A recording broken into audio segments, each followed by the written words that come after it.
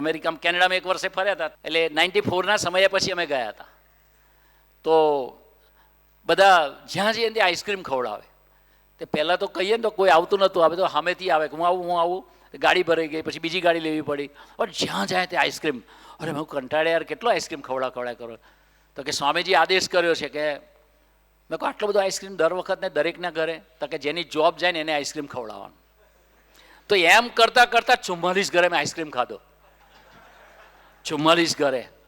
એટલે પછી આનંદ કરે, રોજ ગોષ્ઠી કરે, મહિમાની વાતો કરે, નિષ્ઠાની વાત કરે કે ભાઈ જોબ તો ગઈ પણ ભગવાન તો છે ને.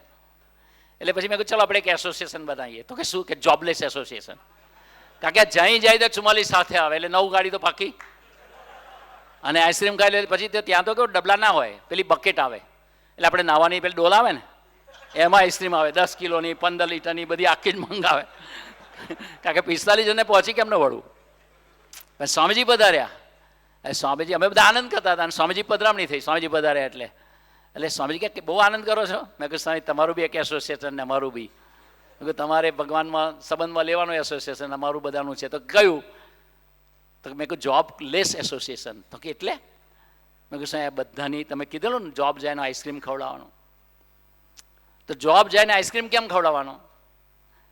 કે જોબ મળી હતી ને એ બી ભગવાનની ઈચ્છાથી મળી હતી, અને ગઈ છે ને એ બી સ્વામીજીની ઈચ્છાથી ગઈ છે. અને જ્યારે જાય ત્યારે શોક નહીં મનાવવાનો, આનંદ મનાવવાનો. એનું નામ નિષ્ઠા કહેવાય. તો એ મેં કહ્યું સ્વામી અમારું આવું એસોસિએશન છે ને બહુ 45 જગ્યાએ આઈસ્ક્રીમ ખાધા, હવે કંટાળ્યા છે, કૃપા કરો. સ્વામી કે આ બધા જોબ વગરના? મેં કહું હા. તો કે 94ના સમયમાં બધા આત્મીય મહોત્સવમાં કેવી રીતે આવ્યા હતા? સ્વામી બુદ્ધિપૂર્વકનો પ્રશ્ન પૂછ્યો.